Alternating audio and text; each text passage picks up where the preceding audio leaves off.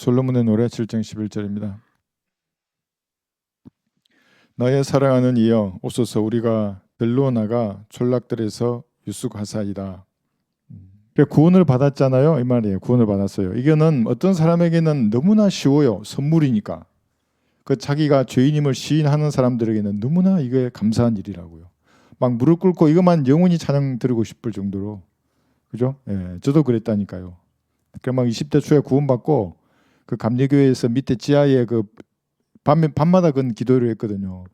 그 주 예수보다 더 귀한 것은 없네. 예수밖에는 없네. 그 피의 의미를 되새길 때마다 내가 눈물을 흘릴 때 지금도 생각나요. 뭐 부대지 생활이 어쨌든 찬양하면 그랬다고요. 그것이.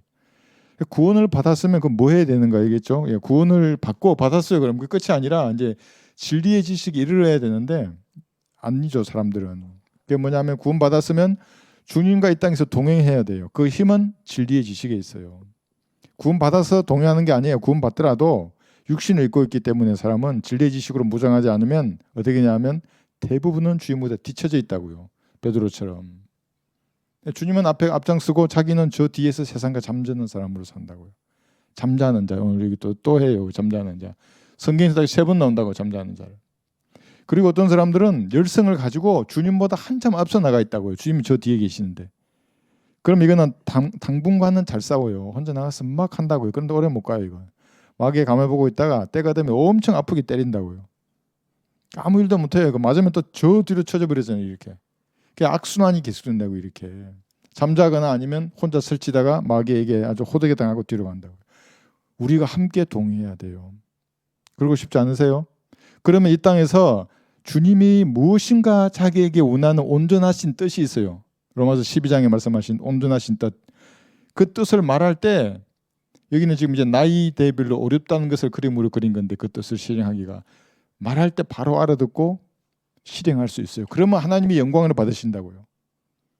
이 교회 시대에 이제 다 올라갈 거예요. 때가 되면 휴대에 올라갈 거예요. 그 전에 주님이 원하시는 삶 그리고 어떤 일이 있다고요. 어떤 교회면 교회, 개인이면 개인을 통해서 그거 해야 한다고요.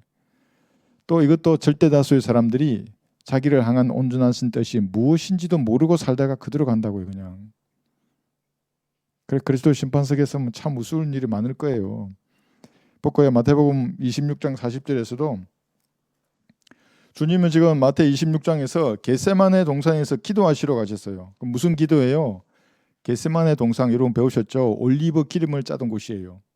그렇게 압착유잖아요. 그런 고뇌 가운데 땀이 큰 핏방울이 되도록 고뇌 가운데 기도하라고 하셨는데 좀 함께 기도하면 얼마나 좋았겠어요. 제자들이 뒤에서. 근데 안 해요. 마태 26장 40절을 보시면 이게 육신이 가지고 있는 연약함입니다. 마태 26장 40절 제가 읽을게요. 제자들에게 돌아와 그들이 자고 있는 것을 보시고 베드로에게 말씀하시기를 너희가 나와 함께 그죠? 한 시간도 깨어 있을 수 없더냐. 나와 함께 깨어 있지 않은 거예요. 우리가 같이 깨어 있자. 그럴 수는 없니? 이렇게 한 거죠. 너희가 시험에 들지 않도록 깨어 기도하라. 참으로 영은 원하지만 육신이 연약하도다라고 하시더라. 영은 원할 수 있지만 육신이 연약하니까 기도해서 주님과 함께 동행해야 한다고 이렇게. 마가복음 14장 37절은 뭐냐면 그냥 대놓고 얘기해요. 시몬아 자느냐 그랬어요. 특별히 시몬을 얘기해요. 시몬아 자느냐. 그렇게 육신이 괄괄하던 베드로잖아요. 항상 주님보다 앞서갔다고요. 근데 이것도 주님 보시기에는 쓸모없어요. 동행해야지. 함께 깨어서 기도해야 한다고요. 이것을 우리에게 영적으로 중요하면 지금 이 교회 시대에 진리의 지식을 공부해가지고 그죠? 이걸 공부해서 주님의 뜻에 합당한 삶을 사는 사람, 그 동행하는 사람이에요. 얼마나 되겠어요, 여러분? 혼을 이겨오는 일에 뭔가 부담을 가져야죠. 저도 처음에 20대 중반에 이걸 알고 부담이 생기는 거예요. 이 사람을 어떻게 쳐서 은혜의 복음 내가 전하지? 죄와 지옥 심판을 어떻게 말하지? 막 한 주 동안 구령한 사람이 없고 그게 2주, 3주 정도 지나면 너무 이게 압박감이 오더라고요. 자유로운 가운데 전해야 하는데 그러나 그 부담을 다 가지고 있어요. 동행해야 하는 겁니다. 그죠? 누가복음 22장 44절 여기 더 정확하게 기록이 났어요. 주님이 십자가 질 때 제자들 중에 아무도 함께 깨어서 기도하지 않았어요. 그럼 이 교회 시대에 은혜의 복음을 전파하고 하나님의 온전하신 뜻을 실행해야 하는 그리스도인들이 지금 교회 시대에 주님은 말씀에 칼을 빼들고 서 계신다고요. 혼들 이겨오라고. 강성한 지역교회를 만들어서 마귀의 세력을 쳐부수라고. 근데 몇 명이나 돼요. 다 싸우잖아요. 뭐 교단이 어쩌고 그러고 뭐 안수가 어쩌고 누구 파나 그러고. 예? 누가복음 22장 44절 주께서 고뇌 속에서 더욱 간절히 기도하시니 그의 땀이 핏방울처럼 되어 땅에 떨어지더라. 왜 이런 고뇌 속에서 기도하셨어요? 지금 예수님이 몸이 당연히 6시간 동안 갈보리 십자가에 매달려 계신 그 고통을 당연히 아셨죠. 자기 혼이 3일 낮과 밤 동안 지옥에서 불탈 줄 아셨다고요. 그래서 주님이 이렇게 지금 생각해 보세요. 창세 전부터 이걸 아셨다고요. 아마도 창세기 1장 2절에부터 구성했을지도 몰라요. 우주를 멸망시켜 놓으시고 내가 다시 재창조해서 이렇게 할 텐데 어떻게 하지? 그랬을 수도 있어요. 이 날이라고 이 날. 갈보리 십자가로 승리하는 날이거든요. 그 얼마나 고뇌스러웠어요. 완전한 사람인데 예수님은 동정녀에서 탄생하신 거예요. 또 이러니까 아담의 씨가 아니에요. 예. 완전한 사람이고 동시에 하나님이시지만 그 고뇌가 있었을 거란 말이에요. 그럴 때 안 했어요. 아무도. 그죠? 예. 그런데 교회 시대도 마찬가지예요. 말씀에 칼을 빼어들고 있는데 잠언 10장 5절 보세요. 추수 때에 잠자는 아이들이에요. 추수 때 추수를 해야지 왜 잠자요?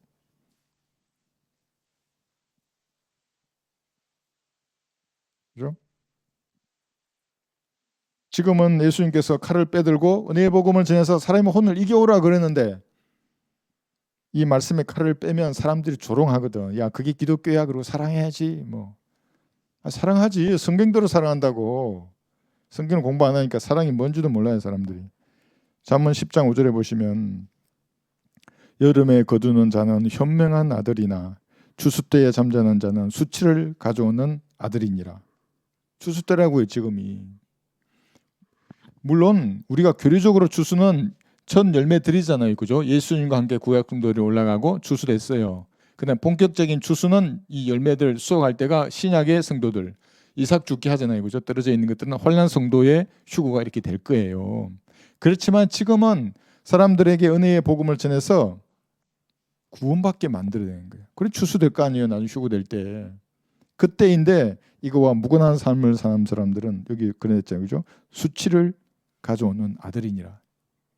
아들인데 하나님의 아들인데 하나님의 뜻과 무관하게 사는 거예요.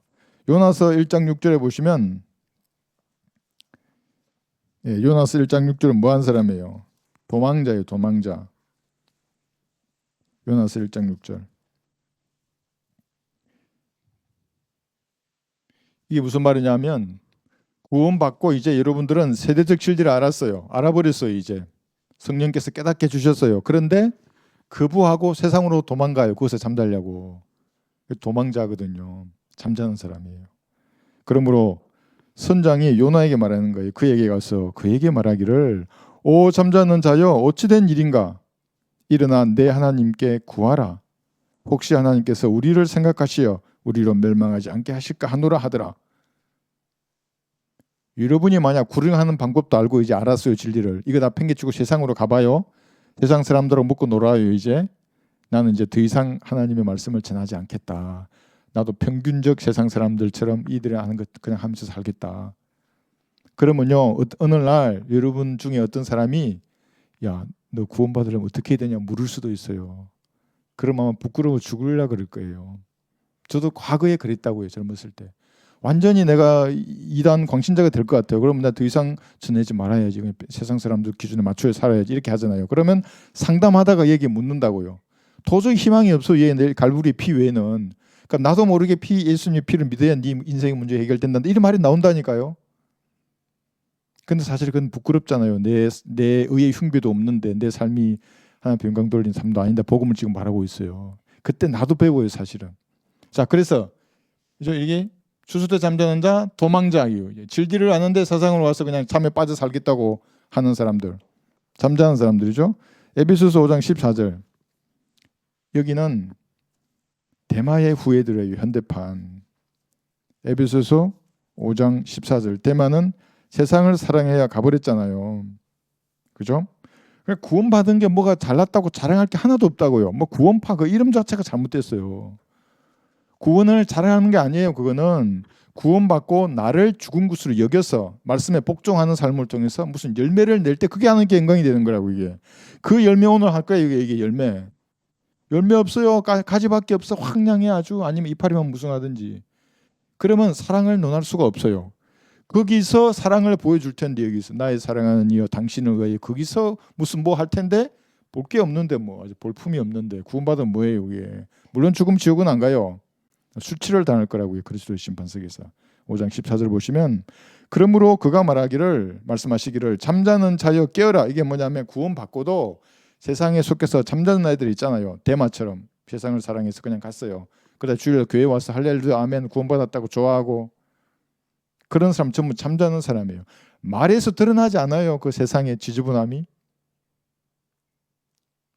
그러죠. 드러난다고요. 잠자는 자들이 전부 다.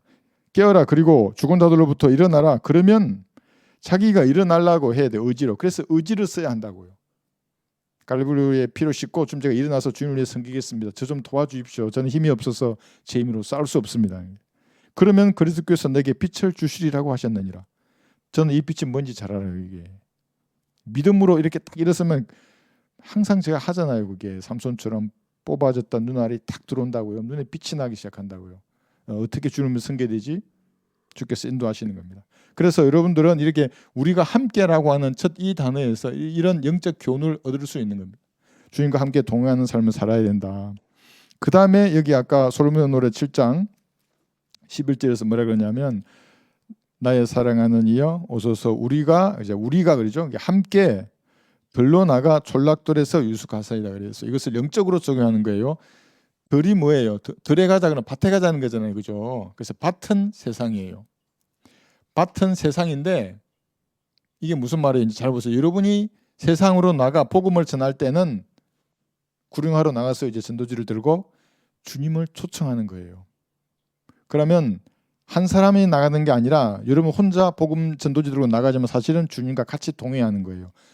예수님을 초청하고 싶으면 기도하고, 그래서 내가 전도지 들고 나가라 그랬잖아요. 그러면 주님을 여러분이 초청해서 함께 가는 거예요. 이게 뭔지 잘 모르겠으면 이번 주에 한번 해보세요. 사람 의지하지 말고 여러분 배웠잖아요. 어떻게 은혜의 복음 증가하는지. 전도지 들고 기도하는 거예요. 같이 해도 괜찮아요. 주님, 제가 지금 은혜의 복음을 증가로 나가려고 합니다. 제 손에 이 전도지가 들려있는데 꼭 필요한 사람을 만나게 해주십시오. 제 발걸음을 인도해 주시고 그 사람의 발걸음을 인도해 주십시오. 그래서 의미 있는 시간을 좀 제가 갖기를 원합니다. 그런데 저는 지혜도 없고 겁도 많고 무슨 말을 해야 할지 모르겠습니다. 주님이 제 입술과 마음과 생각을 주관해 주십시오. 예수님 이름으로 기도합니다. 뭐 짧게 해도 돼요. 그렇게 하면 나가봐야 무슨 일이 일어나는지. 그러면 그것이 주님과 해서 같이 한 일이잖아요. 그게 여러분이 복음을 전할 때 그 초청한다 그랬으니까. 그래서 그 일이 영원히 남는 거예요. 하나님이 하신 일이니까 영원히 남는다고요. 여러분이 주님을 초청해서 같이 한 일이잖아요. 예. 동력자라 그랬어요. 그리스도의 동력자예요, 여러분들이. 뭐 이 전도지 들고 나가는 게 뭐 큰 일이겠냐는데 큰 일이에요.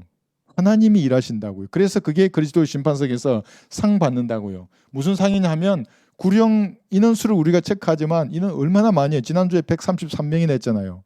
많이 한 거잖아요. 그죠? 근데 더 많은 전도주가 뿌려졌다고요. 그리고 복음 전하면 이 거부하는 사람이 사실 더 많잖아요. 10명 구령하면 생송 20명은 그냥 쌩 깐다고요. 뭐 오만 말 다 하잖아요. 막 이렇게. 그것이 하늘나라에 가면 다 여러분 거둘 거예요. 하나님을 기쁘시게 한 거예요. 그것이. 그리고 그때 뿌려졌던 말씀이 성령께서 지금도 가지고 그 사람에게 역사하신다고요. 그죠? 그래서 하나님께서 하신 일은 영원하다. 이게 여러분이 하나님을 초청하는 거죠. 우리 형제들이 좀 더 이제 영적으로 성장해서 그리에서 외칠 때 그것도 마찬가지예요. 예수님을 여러분이 초청하는 거예요. 뭐 함께 외치는 거예요. 그러니까 제가 여기서 어떤 자세로 외쳐야 할지를 계속 지금 우리가 공부하고 있는데, 예, 그런 것입니다. 자, 그 다음에 이거 보세요. 들로 촌락들로 우리가 함께 가자고 말했는데 그게 뭐냐면 이제 들이라는 것은 밭이라 그랬잖아요. 그죠? 사람들이 없는 밭이나 사람들이 많이 모여 있는 촌락들이나 함께 가는 겁니다. 예, 이제 여러분들은 다 아실란가요? 사랑하는 사람들하고 같이 있으면 좋아요, 안 좋아요? 좋죠?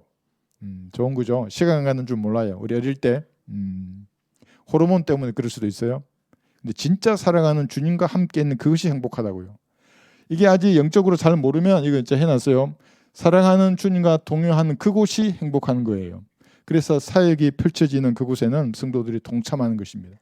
참다운 행복이 거기서 나온 줄 알기 때문에. 그러나 잠자는 자들은 그렇지 않아요. 질펀하게 놀아야지. 여기는 육신의 욕망을 제어한다는 말이 죽은 것으로 이긴다는 거예요. 그러면 내가 무릎으로 주님 앞에 다가서서 성령께서 역사해 달라고 기도하거든요. 그럼 그 일을 하는 거는 그게 사역에 동참한다고요. 기쁨으로 그 사역에 동참해요. 그 어디든지. 세 명의 예를 들었어요. 바울, 베드로, 스데판. 이 사람은 마지막 죽는 순간에 그곳에 있었어요. 도망가지 않았어요. 스데판부터 볼까요? 사도행전 7장 54절.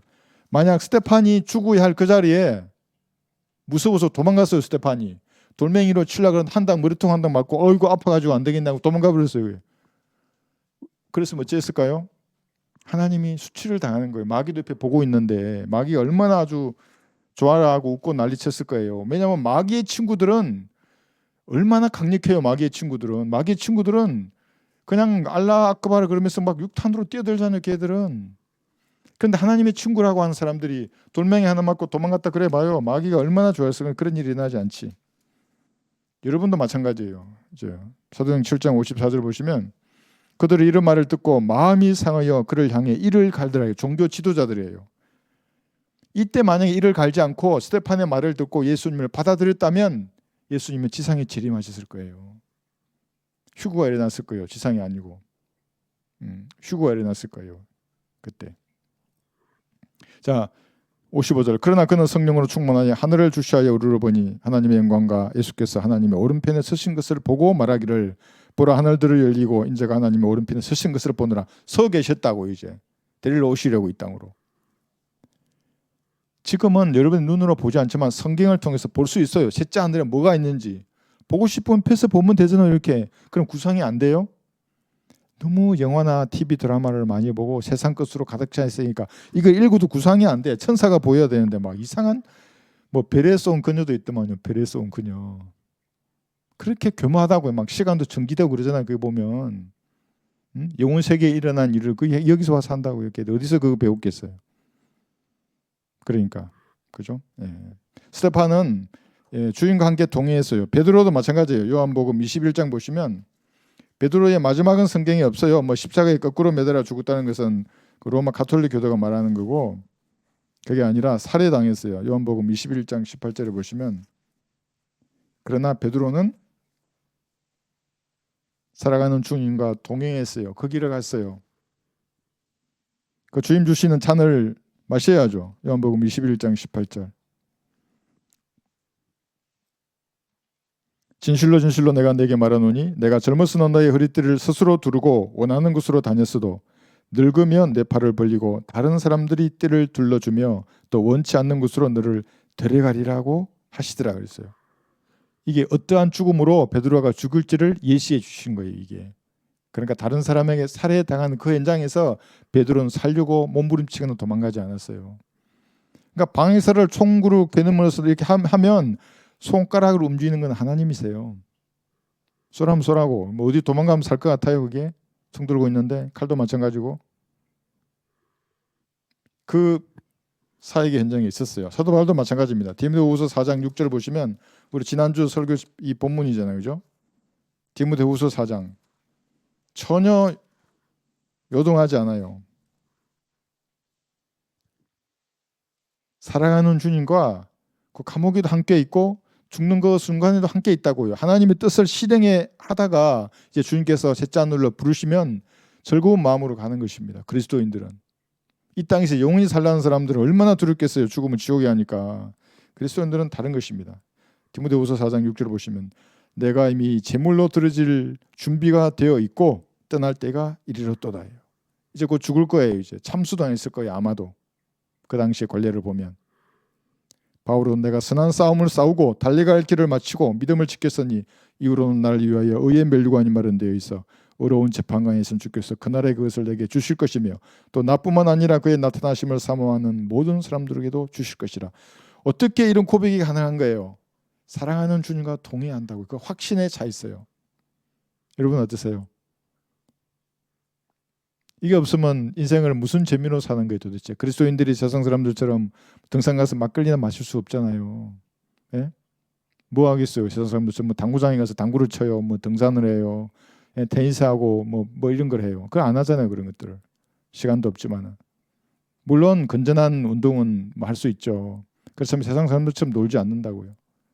주님과 동행하는 삶을 살아야 하는 것입니다.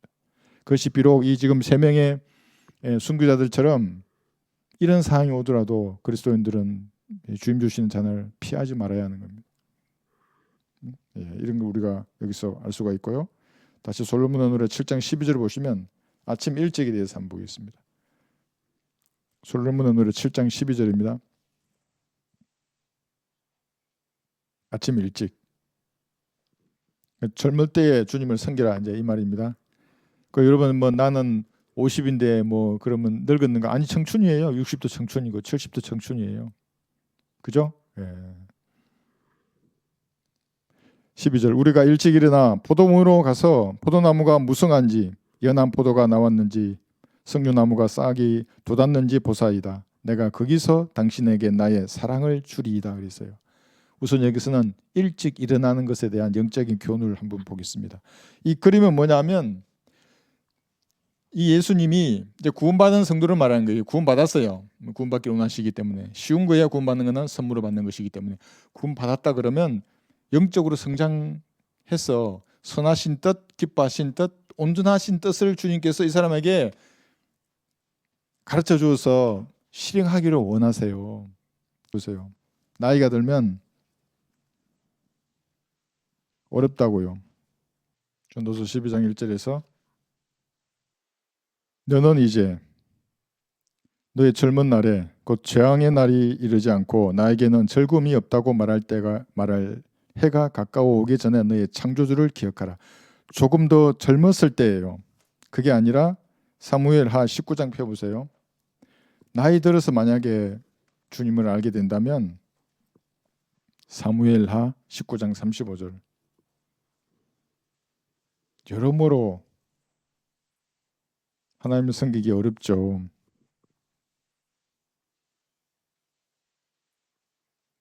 사무엘하 19장 35절 제가 볼게요. 여기 읽을게요. 내가 오늘 80세가 되었으니 좋고 나쁜 것을 분간할 수 있으리이까? 왕의 종이 그 먹고 마시는 것의 맛을 알 수 있겠나이까?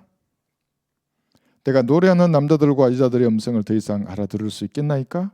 그런데 어찌하여 왕의 종이 내 주 왕께 오히려 짐이 되겠나이까? 이제 이렇게 쭉 얘기하면서 결국은 가지 않아요. 이제 그런 얘기인데 여기서 우리가 교훈을 얻어야 될 게 뭐냐면 나이가 들면 들수록 여기 이 뜻을 실행하는데 수많은 여기 장애물이 있다고요.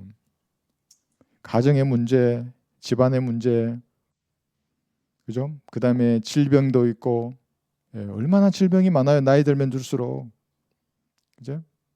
다양한 질병들이 있으면 어렵다고 하나님 섬기는데 그 다음에 젊을 때부터 이 오는 습관적인 죄들의 이 장애물도 있어요. 평판이죠. 세상에 평판을 신경 쓴다고 나이 들면 들수록 그러니까 어릴 때부터 구원받고 진리의 지식 하나님의 말씀으로 양육받은 성도가 얼마나 소중한가.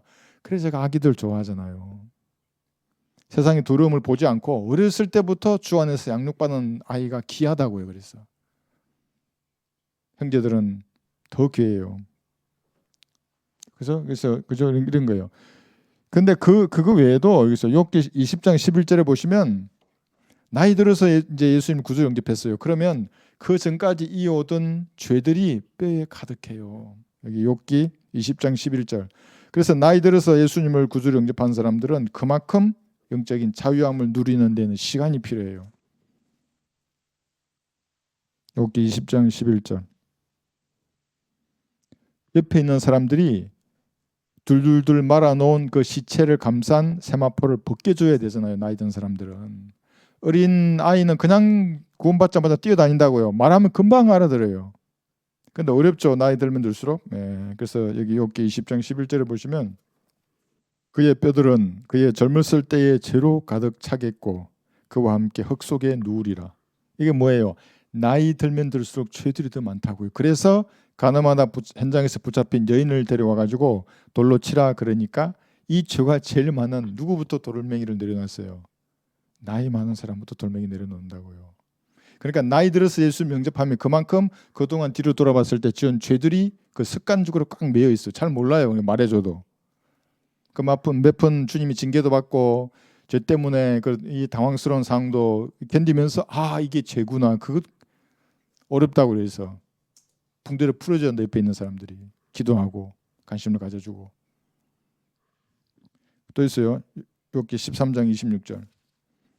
그래서 일찍 일어나 주님은. 그래서 여러분 어린아이들 중에 구원 받았잖아요. 진짜 보물이에요. 우리 부모들은 책임감을 가지고 무릎으로 아이를 잘 훈육하고 양육해야 합니다. 욥기 13장 26절. 욥기 13장 26절. 왜냐하면 그 아이가 성인이 되었을 때는 달라요. 이제 하나님께서 얼마나 그에게 지혜를 주시고 이 환경을 이렇게 구축해 주실지를 아무도 모르는 거예요. 정말. 26절 욥기 13장 26절. 주께서는 나에 대한 괴로운 일들을 기록하시며 나로 나의 젊은 시절의 죄악들을 소유하게 하시나이다. 이게 무슨 말이에요? 젊은 시절의 죄악들. 못을 빼고 나면 못 자국이 남아있다고. 이거 구원 받았잖아요. 죄를 지었어요. 못이 탁 막힌 거예요. 죄를 자백했어요. 못이 탁 뽑혔어요. 저거 용서된 거예요. 그런데 못 자국은 남아있다고요. 그대로. 그러니까 나이가 들면 들수록 뭐예요 이게?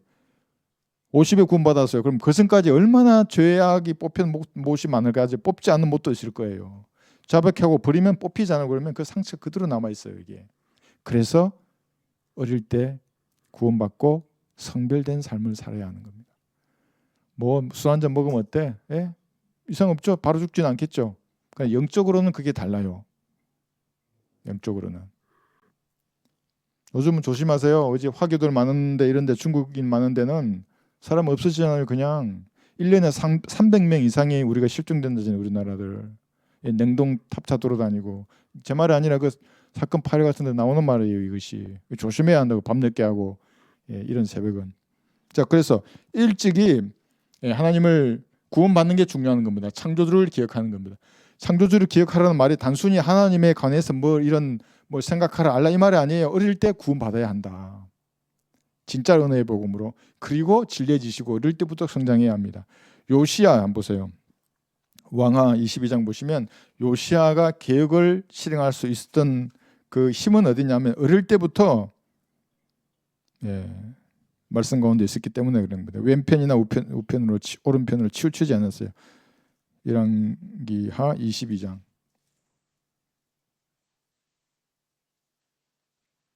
1절.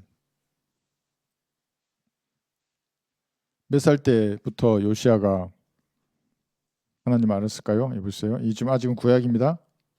열왕기하 22장 1절 2절입니다. 8살부터 그랬어요.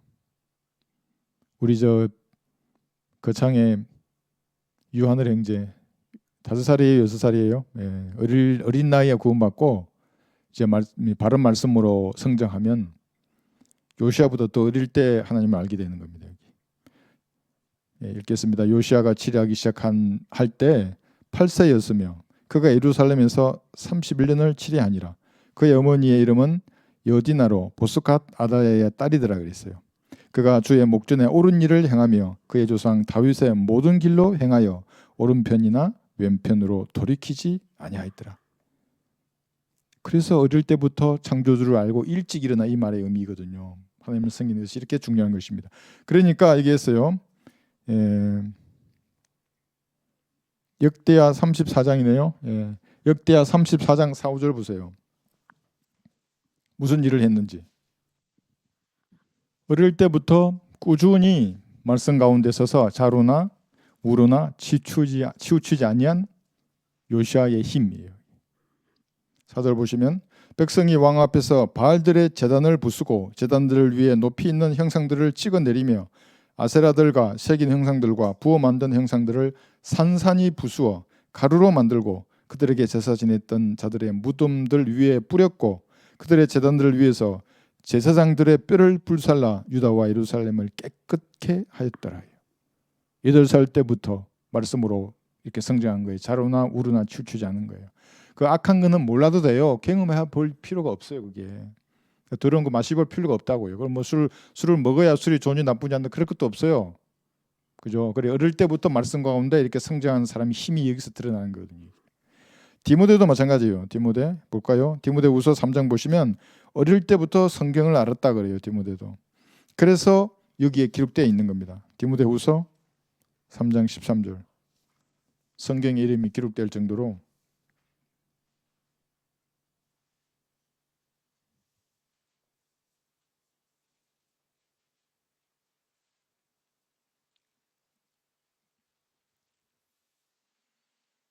디모데후서 3장 13절에서 15절 보시면 13절 속고 속이는 게 나와요. 그 다음에 14절 보시면 확신하고 배운 것이 나오고 15절에 성경이 나온다고요. 여러분들이 남을 속이거나 그 다음에 속임 당하기 싫으면 성경을 알아야 하는 겁니다. 그냥 보인다고요. 그러면 13절 악한 사람들과 사기꾼들은 더욱 악해져서 속이기도 하고 속기도 하리라. 그러나 너는 내가 배운 것과 확신한 것에 꾸준히 거하라 그랬죠. 말씀을 공부했으면 그 위에 거해야 하는 겁니다. 내가 누구에게서 배워왔는가를 알며 또 어릴 때부터 내가 성경을 알았으니 그 성경은 너로 그리스도 예수 안에 있는 믿음으로 인하여 구원에 이르도록 지혜롭게 할 수 있느니라 해서 어릴 때부터 성경을 알았던 겁니다. 그러니까 너무 자책할 필요는 없어요. 저는 30에 구원받아 너무 늦지 않은 겁니다. 그거 없어요. 그런 거 아니에요. 그러나 어릴 때부터 하나님을 섬긴다는 것에 복이 여기에 있다. 이걸 우리가 이런 교훈을 얻을 수 있습니다. 그래서 이게 잠언 22장 6절 보시면 아이를 훈육하라고 돼 있어요. 아이를 훈육하라. 잠언 22장 6절. 그럼 저희 아이는 다 커버렸는데 어떻게 해요? 아픔이 있잖아요. 이제 그러면 그래도 바른 말씀으로 기도하면서 그 아이를 바로 잡아야 돼요. 같이 내 집에 산다면 살지 않더라도 바로 잡아야 합니다. 잠언 22장 6절을 보시면 여기 보세요. 기도하는 수밖에 없어요. 눈물로. 그걸 어떻게 할 수 없잖아요. 나무가 처음에 어릴 때는 이게 잘 하잖아요. 이게 그런데 거대한 나무가 이렇게 딱 이렇게 하면 어떻게 해요? 이거 이 삐뚤어 버리면 아픔이 있죠. 바로 세우려면. 잠언 22장 6절에서 그래서 아이가 그가 마땅히 가야 할 길로 훈육하라. 그리하면 그가 늙어도 거기를 떠나지 아니하리라. 그래서 세상 사람들도 어릴 때 배운 건 잊지 않는다 하잖아요. 잊지 않아요. 어릴 때 배운 거는. 저도 지금도 안 잊어요. 어릴 때 배운 거. 어릴 때 구원받게 하고 바른 말씀으로 키워야 합니다. 네, 이런 교훈을 우리가 여기서 얻을 수 있습니다.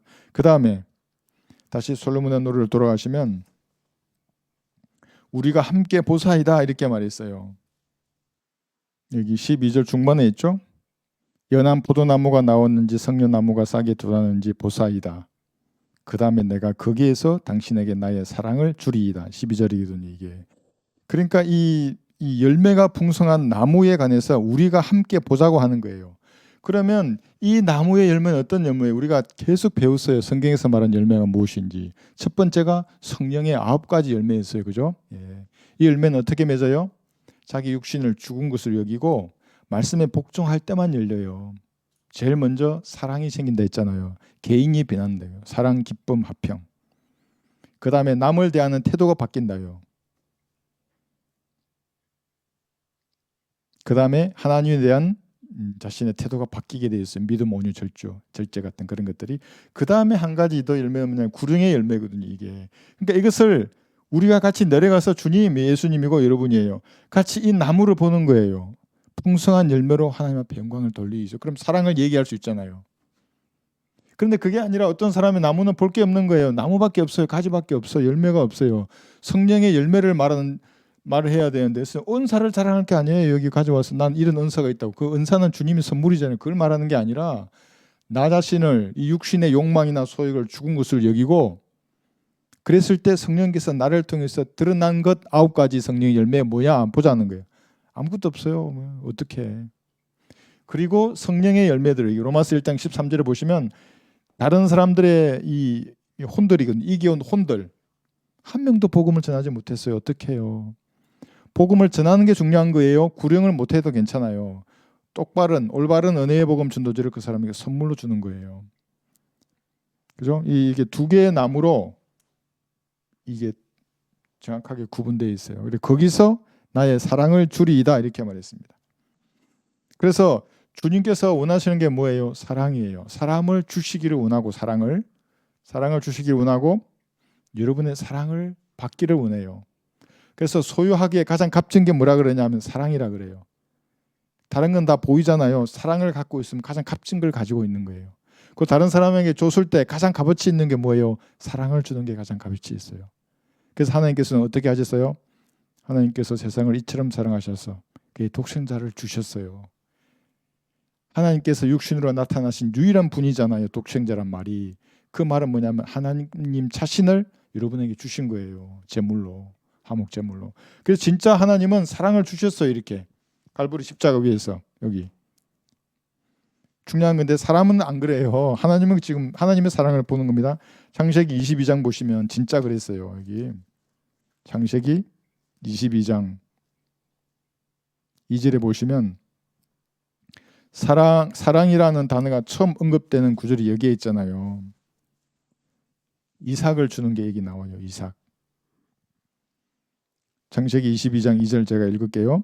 하나님께서 말씀하시기를 내 아들 곧 내가 사랑하는 내 독자 이삭을 이제 데리고 모리아 땅으로 가서 산들 중에서 내가 내게 알려줄 한 산에서 그를 번제로 드리라 하시더라.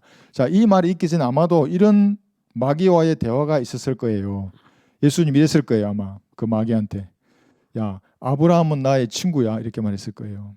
그러니까 마귀가 친구 아닌데요. 아브라함은 그냥 죄인일 뿐이에요. 그랬을 거예요. 아니야. 아브라함은 내가 무엇을 말하든지 그것을 실행할 나의 친구야. 아닌데요. 마귀가 말하기를 저의 친구들은 자기 아이를 태어나면 불 속에도 던지고 내 친구는 마귀의 친구를 말하는 거예요. 아기가 태어나면 강에도 던지고 제물로 바친다고 이렇게. 그리고 자기 몸을 불사르게도 내어준다고 막 창으로 찍고도 다 한다고. 아브라함이 그렇게 할 수 있을까요? 이렇게 했을 거예요. 아마도 보이지 않지만. 그러니까 하나님께서 그러면 아브라함이 무엇을 사랑하는지 한번 시험해 보자. 그게 지금 이삭을 이 제단에 드리는 그 장면이에요. 이게. 그래서 여기 보면 이게 있죠. 아브라함을 두고 하나님과 마귀의 논쟁이 이거예요. 이게. 창세기 22장 패스니까 6, 8절 보세요.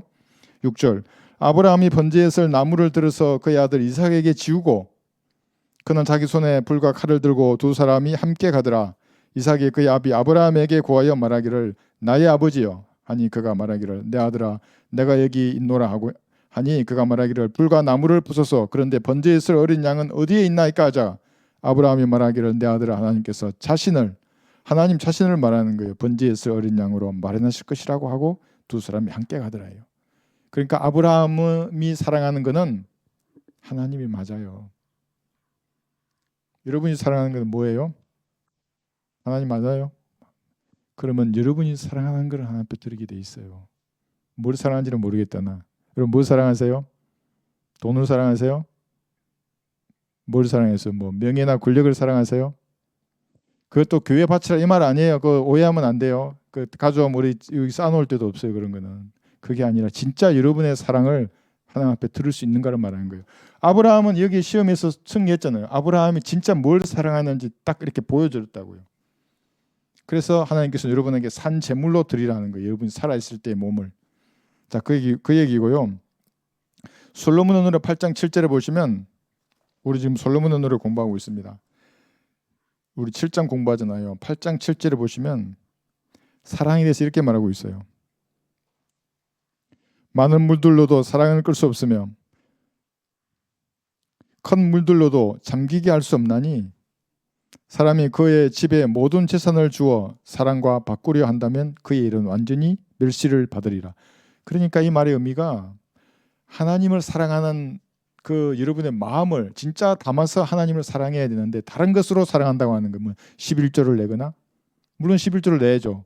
그런데 그건 사랑을 하는 게 아니잖아요. 그 신앙의 의무제예요. 성도의 의무. 출석을 하거나 무슨 희생이나 무슨 봉사를 하거나 그거 전혀 상관이 없어요. 진짜로 내 마음에 가장 최선의 것, 최고의 것으로 하나님을 사랑해야 한다고요. 아브라함은 그 성공해서 시험을 받을 때 자기의 사랑을 보여드렸어요. 그래서 고전योग 13장 1, 2절은 뭐냐면 뭐 사랑이 없으면 뭐라 그래요? 나는 아무것도 아니요 그러는 거예요. 성령의 첫 번째 열매가 하나님의 사랑인데 이것으로 충만하지 않으면 그 사람은 아무것도 아니에요. 뭐 믿음이 있고 지식이 있고 소용이 없어요. 그게 하나님 사랑이시기 때문에. 그죠? 이게 그 얘기고, 인도 여인의 이 사랑이 뭐냐면 이거예요. 인도의 겐지스 강가로 어떤 여인이 두 자녀와 함께 길을 가고 있었어요. 한 자녀는 어린 아이였어요. 그런데 막 피부병도 있고 뭐 어디 다치고 뭐 몸에 뭐가 나고 막 이러니까 엄마가 아이를 그럴 수가 없었어요. 그러니까 아이를 안고 가고 있었고, 4살 날 소녀는 막 너무 건강해요. 뭐 예쁘게 뛰어다니는 거예요. 근데 둘이 이제 데리고 엄마가 가는 거예요. 근데 갔다가 나중에 강에 갔다가 올라올 때 보면 그 뛰어놀던 4살짜리 아이가 없는 거예요. 그 병든 아이만 이제 엄마가 안고 오는 거예요. 그러니까 이제 선교사가 너무나 격분해서 이 무슨 일이냐고, 죽였냐고 4살 아이를 통역을 시켜서 물어보니까 여자가 뭐라는 줄 알아요? 나는 나의 신에게 항상 최고의 것을 바친다고. 그 신의 이름이 시바래요. 욕 나오지 않아요 그게? 어쨌거나 그게 무슨 말이에요? 그러니까 마귀에게 바칠 때도 최선의 것으로 바친다고, 마귀의 종들이. 그런데 하나님을 섬기는 사람들은 참 하나님을 우습게 여긴다고요. 사랑을 표현할 때에. 한 보세요. 여러분은 최고의 그 최선의 것으로 하나님을 섬기는가? 그래서 유튜브로 오늘은 성경 공부니까 괜찮아요. 경배 드릴 때는 내가 자세를 단정히 하라 그랬잖아요. 주님을 보신다고.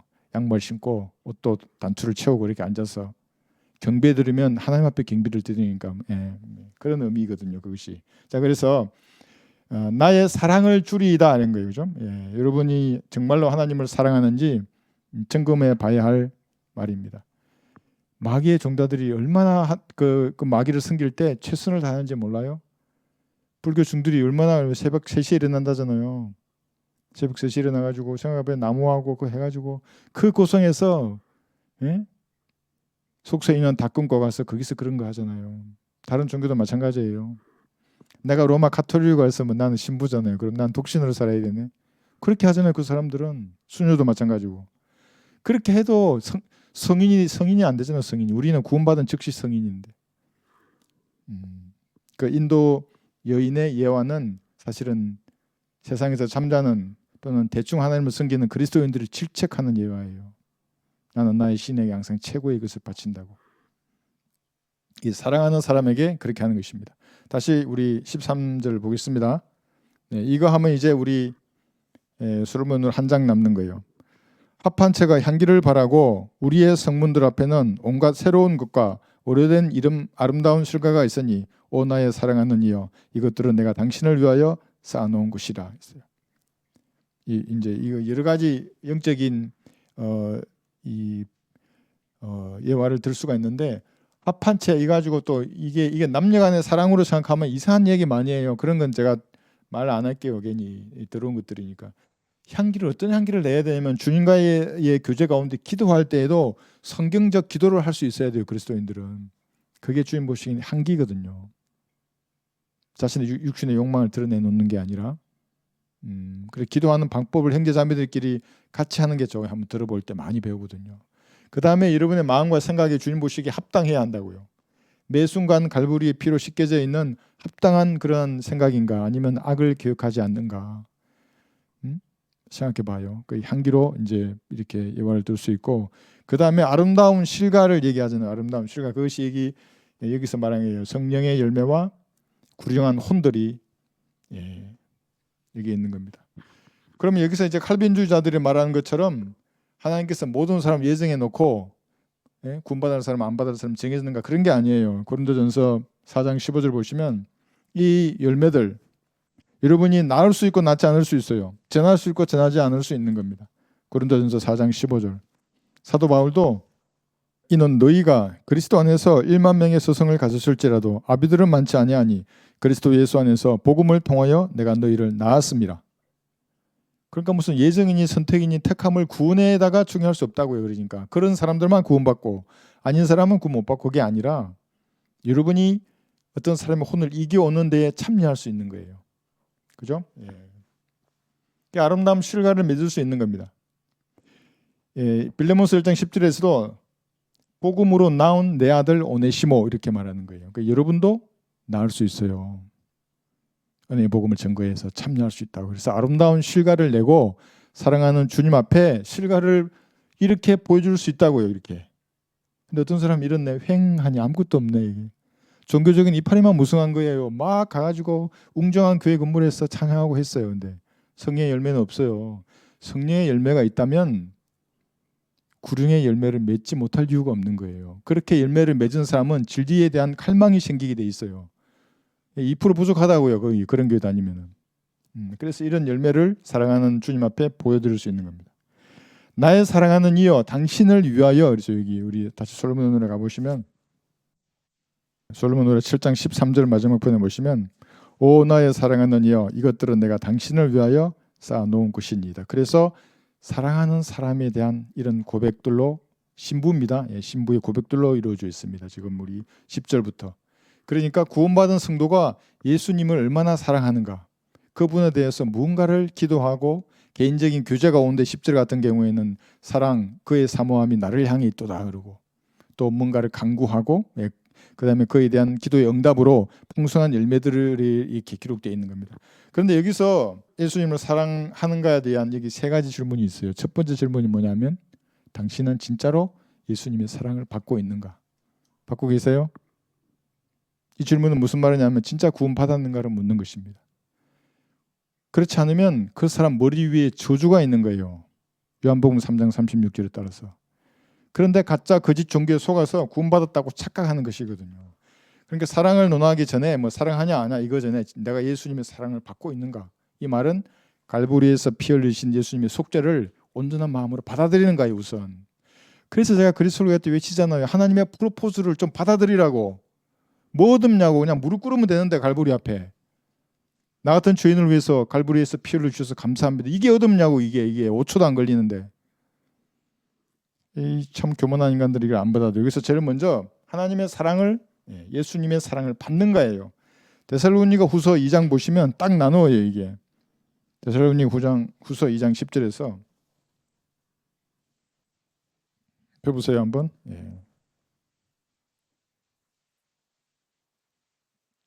데살로니가 후서 2장 10절 보시면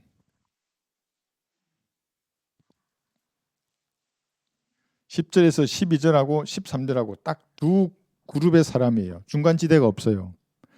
그러니까 구원받은 하나님의 아들들, 구원받지 못한 마귀의 자식들, 중간지대는 없어요. 이렇게 딱 구분된다고요. 10절 보시면 멸망하는 자들 안에 있는 모든 불의의 속임수로 오는 것이니 이는 그들이 진리의 사랑을 받아들이지 아니하여 구원을 받지 못하였기 때문이라. 이로 인하여 하나님께서 그들에게 강력한 미혹을 보내시어 거짓말을 믿게 하심은 진리를 믿지 않고 불의를 좋아하는 모든 대로 심판을 받게 하려 하심이라. 이 사람들 강력한 미혹이에요. 그들에게는 막 이상한 말 하면 하지는 뭐 행위로 구원받는다 그랬다가, 그러니까 마태복음 공부할 때는 행위로 구원한다 그러고 로마서 할 때는 믿음으로 구원한다 그러고 또 히브리서 갈 때는 끝까지 견뎌야 된다 그러고 막 이상한 소리 하는 거예요. 계시록 가가지고는 또 막 지도 풀지 못하지 이제. 그죠? 13절은 다른 거예요. 그러나 주께 사랑받는 형제들아 그래요. 여러분들이 구원받은 사람들. 우리가 너희에 대하여 하나님께 항상 감사를 드리며 마땅하면 하나님께서 처음부터 너희를 택하시어 성령의 그렇게 하심과 진리를 믿음으로 구원받게 하심이니 그랬죠. 이 택하심이 우리 공부 많이 했어요. 예수님을 구주로 영접하면 택함 받는 거예요. 그리고 예수님 같은 몸이 될 것이 예정된 거예요. 이렇게 풀어야지 죽어봐야 택함을 받는다는 걸 안다 그러고 창세전에 택함 했겠다 그러면 이게 마귀의 교리를 전하게 되는 겁니다. 자, 그래서 첫 번째가 당신은 예수님 사랑을 받고 있는 거예요. 확신해야 되는 거예요. 조금 빗나갈 수 있어요. 세상으로 가서 잠잘 수 있어요. 그럼 오늘 일어나면 되는 거예요. 갈보리의 피로 용서해 주십사는 건 즉시 용서되거든요. 그러면 다시 그 사랑으로 충만해지는 거예요. 두 번째는 그러면 이제 당신은 예수님을 사랑하는가? 여러분의 사랑은 예수님이 맞으십니까? 진짜 맞아요? 스스로에게 물어봐야 돼. 혼자 있을 때 골방에 들어가서 주님 제가 정말 주님을 사랑하는 것입니까?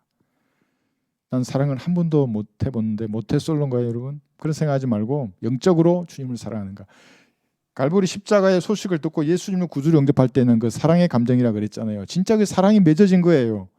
그 사랑이 식어버렸으면 오늘 다시 고백하면 돼요. 나의 사랑이 예수님이십니다. 이렇게. 그죠? 여기 뭐라는 거예요? 이사야 14장 12절에는 뭐라 되어 있냐면 우리 성경 펴보세요. 루시퍼라고 돼 있어요.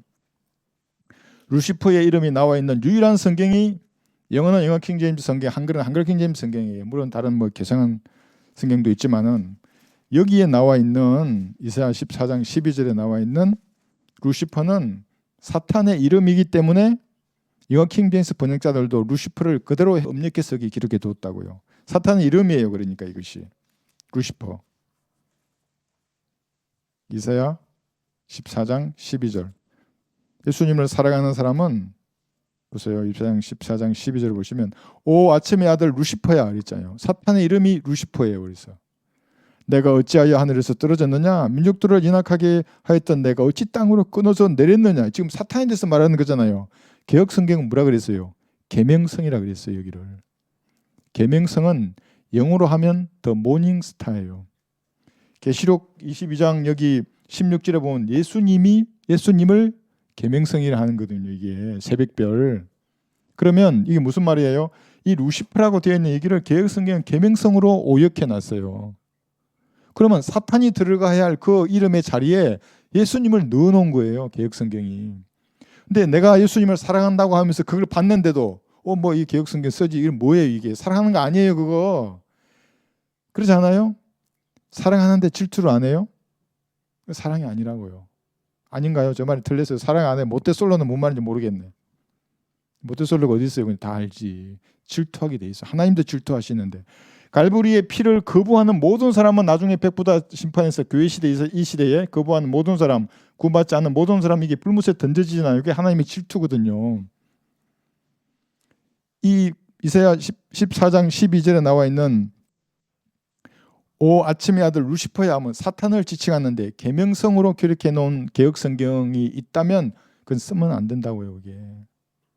그죠? 예, 예수님을 지칭하기 때문에 계시록 22장 16절. 그러니까 사탄의 자리에 예수님을 내놨다고요.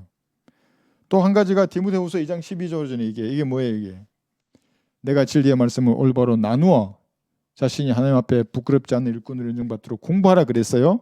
공부하면 어떻게 되냐면 언약이 두 개라는 걸 알게 돼요. 뭐가 두 개예요? 하나는 예수님의 피로 맺는 언약이에요. 이거는 교회 시대에 누구든지 이 사실을 피를 믿으면 언약이 맺어져요. 하나님하고.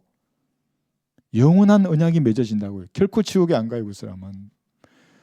이게 뉴 테스터먼트이고 예수님이 지상에 재림하시면 유대인들과 맺을 언약이 뉴 커비넌트의 언약이에요. 언약이 다르잖아요.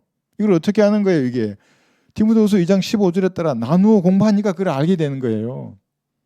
그뿐만 아니에요. 지금 언약이 다르다는 거 했잖아요. 왕국도 다르고 복음도 다르고 구원받는 방법도 다르고 구원받는 방법이 문제지. 내가 상은 못 받더라도 구원받는 방법이 초림 때 다르고 사도행전 7장 이전이 다르고 은혜의 복음 전파하는 이 교회 시대가 다르고 대환란 천년왕국 영어 시대가 다르잖아요. 구약이 다르고 그걸 섞어서 교회 시대의 구원 계획을 말하는 자들은 전부 사탄의 종들이에요. 예수님을 사랑하면 그런 마귀적인 교리에 여러분 동조하면 안 되는 것입니다. 사랑 안 하니까 동조한다고요. 뭐 이런 들었다리 저런 들었다리 이러면서 같이 가려고 그래요. 예수님을 사랑하는 사람이 아니에요. 그 사람은. 그제 마지막 예수님은 실제적인가? 이게 뭐예요? 여러분 예수님이 실제적인 진짜로 사랑하는 대상이 맞아요?